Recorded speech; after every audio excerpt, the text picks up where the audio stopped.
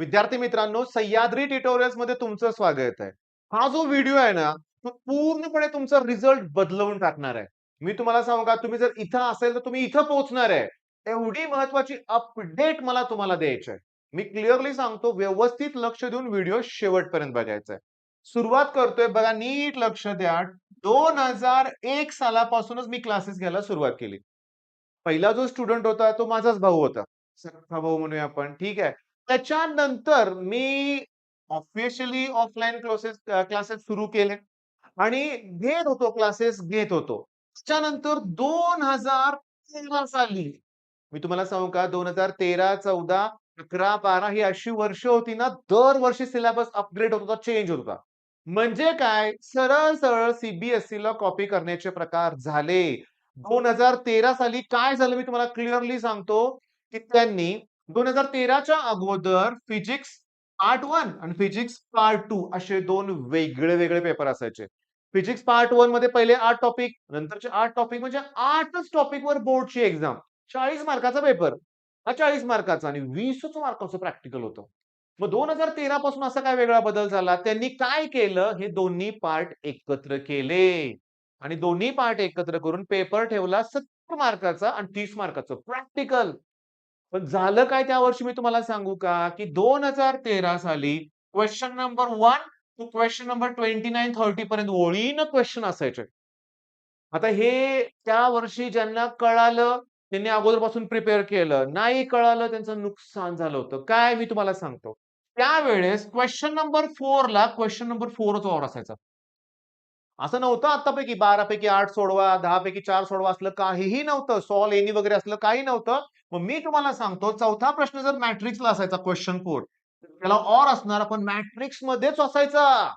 तो फुल topic attempt करायला जमत नव्हतं.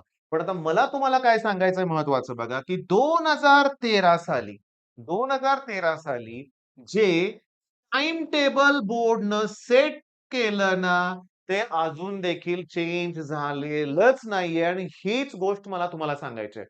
ऑफिशियली अपडेट आहे माझ्याकडून हे लक्षात घ्या बरं का. मी तुम्हाला अपडेट ठेवणार आहे. सांगू का तुम्हाला मी?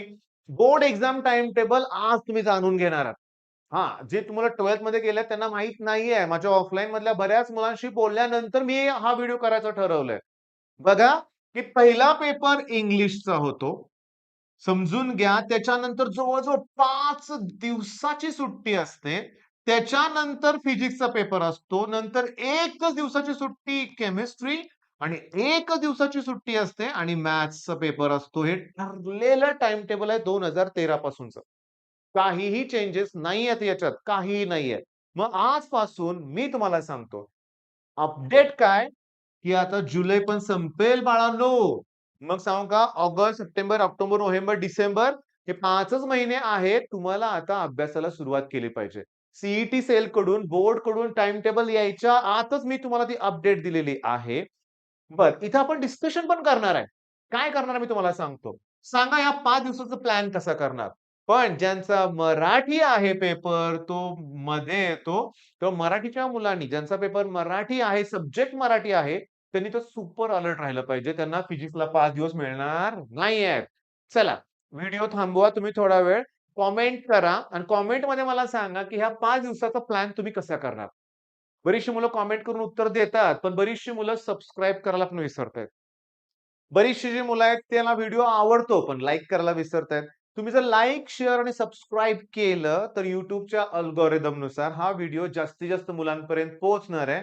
माझी पण तीच इच्छा आहे, की वर्षाच्या सुरुवातीलाच तुम्हाला कळावं, की बोर्डचं टाईम टेबल कसं असणार आहे. चला सांगा बघू काय तुम्ही टाइप केलं असेल असं मी अझ्युम करतोय. मग मुलांचा प्लॅन काय असतो मी तुम्हाला क्लिअरली सांगतो, की 5 दिवस कशाला फिजिक्स करायचंय? तर पहिले 2 दिवस किंवा पहिला 1 दिवस मॅथ्स करायचा. नंतरचे 2 दिवस केमिस्ट्री करायचे आणि उरलेले 2 दिवस फिजिक्स करायचे. हे प्लॅन असतो मुलांचा. मी तुम्हाला सांगू का? आता मी म्हणेन तसंच तुम्ही करायचं लक्षात घ्या. अनुभवातून मी शिकलोय आणि हे तुम्हाला मी सांगतोय. आता अनुभव सांगतो. 1 दिवस मॅथ्स करताय. पण तुमचं मन काय सांगतं तुम्हाला माहिती आहे ना? तुमचं मन म्हणतं, की मॅथ्सचा पेपर कुठे आहे? निवांत, निवांत अभ्यास होतो. अगदी मनापासून होत नाही. हे पुढचे 2 दिवस पण तसंच होतात, की केमिस्ट्रीचा अभ्यास करायचा आहे, पण आपल्याला माहिती आहे, आपण एक्स्ट्रा करतोय, तो निवांत अभ्यास केला जातो. 3 दिवसानंतर तुम्ही तुमच्या एखाद्या मित्राला विचारता, की फिजिक्सचं तुझं किती झालंय? कधी स्टार्ट करणार आहे? तेव्हा पलीकडून उत्तर येतं, की फिजिक्स फिनिश झालंय, आता रिव्हिजन स्टार्ट करणार आहे. मुलींच्या बाबतीत असं बऱ्याच वेळा मी ऑब्झर्व्ह केलंय. समोरच्या मैत्रिणीकडून असं ऐकायला मिळालं, की बास टेन्शन येणार, की मी अजून सुरुवात पण करायची आहे. तोपर्यंत त्यांची रिव्हिजन स्टार्ट झालेली आहे. आणि होतंय काय, की या 2 दिवसात फिजिक्सचे 16 टॉपिक होत नाहीत. हे नोट करून ठेवा. मग करायचं काय सर? हे जर चुकीचं प्लॅन असेल, तर मग करायचं काय? पण हे चुकीचं प्लॅन अरे कितीतरी मुलं हेच फॉलो करतायत. आजपासून तुम्ही डोक्यात ठेवणार आहे. माझा एक नियम मी तुम्हाला सांगतो. जो पेपर आहे त्याचाच अभ्यास करायचा. मी तुम्हाला सांगतो 5 दिवस सुट्टी आहे आणि फिजिक्स आहे ना, या 5च्या 5ही दिवसात ना तुम्ही फिजिक्सचाच अभ्यास करणार आहे. मग इंग्लिशचा पेपर देऊन आल्यानंतर ड्युअल नेचर, मॅग्नेटिक मटेरियल हे सोपे टॉपिक आहेत आणि असे अजून 4 तरी सोपे टॉपिक असतील. पहिल्या दिवशीच 4 टॉपिक संपले पाहिजेत.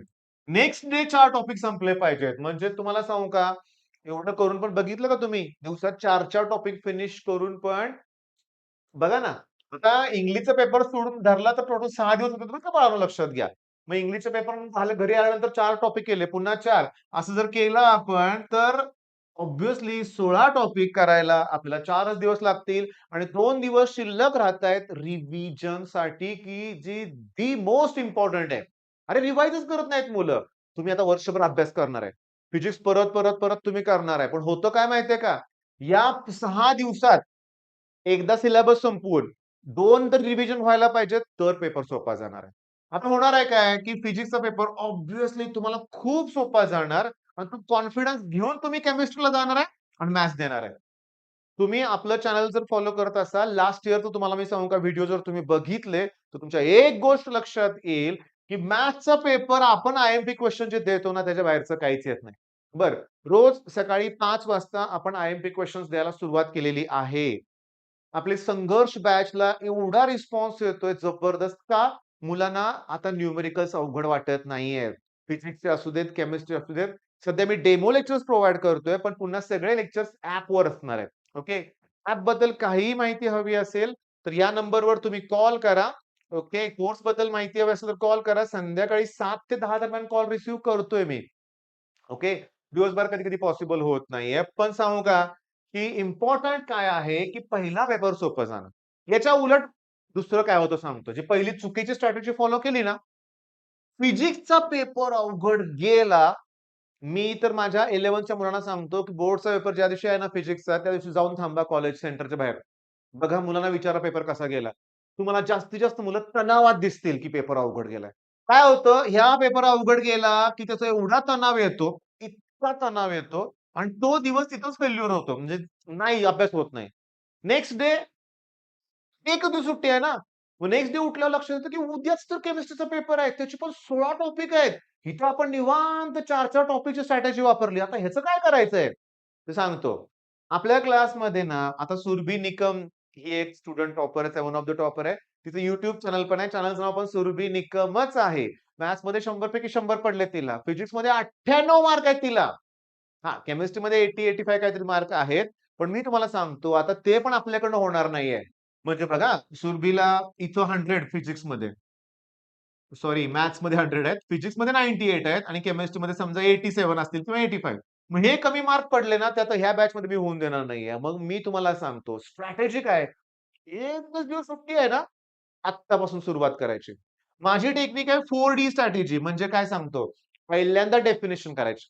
सगळ्या डेफिनिशन्स करून टाकायच्या परफेक्ट केमिस्ट्रीच्या.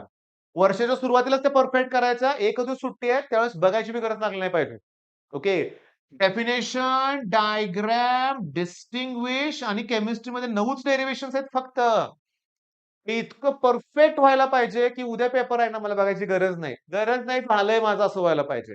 बरं, मग ही जर टेक्निक वापरली तर केमिस्ट्री सोपं जाईल. मॅथ्सची काळजी करू नका. सेक्शन डी, एल-पी-पी फिक्स आहे. डेरिव्हेटिव्हचा थेरम फिक्स आहे. इंटिग्रेशनचा थेरम फिक्स आहे. मॅट्रिक्समध्ये मेथड ऑफ रिडक्शन फिक्स आहे. म्हणजे जवळ-जवळ 20 मार्काचे क्वेशन सेक्शन डी फिक्स आहे. येणारच आहे. फक्त आता आपल्याला प्रॅक्टिस वाढवली पाहिजे. बरं, आता सगळ्यात इम्पोर्टंट मी तुम्हाला सांगतो. काय आहे माहितीये का? तुम्ही काय करा माहितीये का? अभ्यास करतानाच परफेक्ट करा. हं. आता तुम्हाला एक्झामच्या टाईम टेबल बद्दल अपडेट दिलेली आहे मी. इम्पोर्टंटच आहे ती. ओके. काय? की केमिस्ट्रीला एकच दिवस सुट्टी आहे. जे करायचे ते आत्ता परफेक्ट करायचं. मॅथ्स होणार आहे. आपण मॅथ्स परफेक्ट घेणार आहे. इंग्लिशमध्ये 98 मार्क्स जर पडले तर 100 पण पडू शकतात. पाडायचे. 100, 100, 100 असं टार्गेट असणार आहे आपलं. मनातून तणाव नाही पाहिजे कुठल्या गोष्टीची, भीती नाही वाटली पाहिजे आणि मन लावून अभ्यास केला पाहिजे. आणि हो, संघर्ष बॅच बरोबर क्रॅश कोर्स पण आहे आपला आणि डेरिव्हेटिव्ह मला असं वाटतं जवळ-जवळ क्लोज टू 100च्या आसपास एमसीक्यू मी सॉल्व्ह करून घेतलेत. जेव्हा त्यांची टेस्ट घ्यायची आहे, मी क्वेशन पेपर ऑटो जनरेट केला. मी सॉफ्टवेअर वापरतो एका कंपनीचं. तर 30 क्वेशन सिलेक्ट केले, पण मला असं वाटायला लागलं क्वेशन बदलले पाहिजेत. सगळेच आपण घेतलेत. पुन्हा पेपर काढला तर पुन्हा तेच. दुसरं काही येऊच शकत नाही परीक्षेत. मग मी काय केलं, चला मला गेल्या वर्षी काही मुलांनी पेपर पाठवले होते. 2024ला सीईटी झाली ना त्यांनी ते नाही का, पुन्हा पेपर ओपन होतो. तर त्यात सुद्धा तेच प्रश्न. सिंपल एकदम सिंपल. काहीही वेगळं येणार नाहीये, सोपे प्रश्न येणार आहेत. मग तयारीला सुरुवात करा ना. आता मुद्दा आता सगळ्यात महत्त्वाचा. ते प्रॉब्लेम काय होतो बघा, नीट लक्ष द्या. हे जे आहे ना, जून, जुलै, मी बरोबर लिहितोय, ऑगस्ट आणि सप्टेंबर. ऑक्टोबरमध्ये दिवाळी असं इमॅजिन करूया. हे 4 महिने ना आपण निवांत राहतो. ही सगळ्यात मोठी चूक आहे.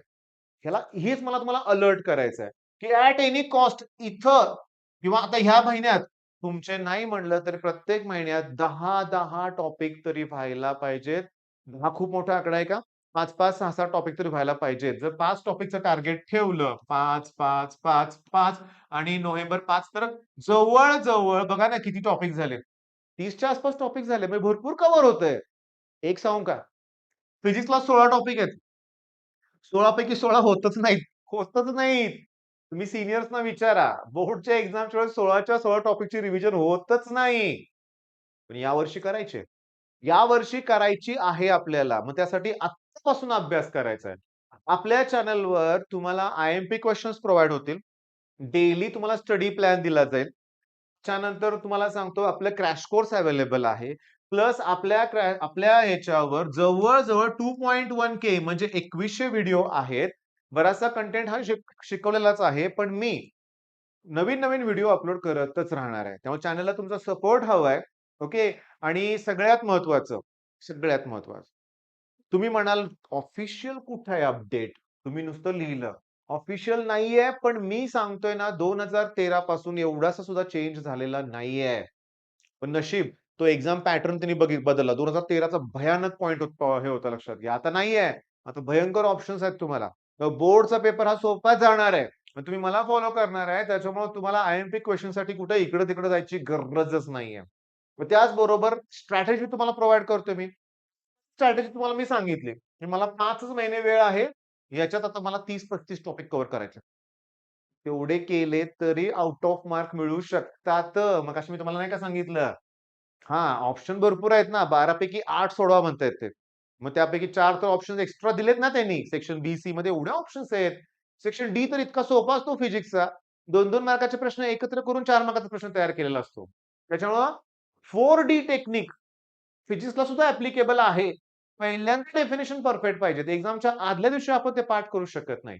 मग ठीक आहे, मग हा व्हिडिओ थांबवतो इथं. ओके. मला अभ्यास छान पाहिजे.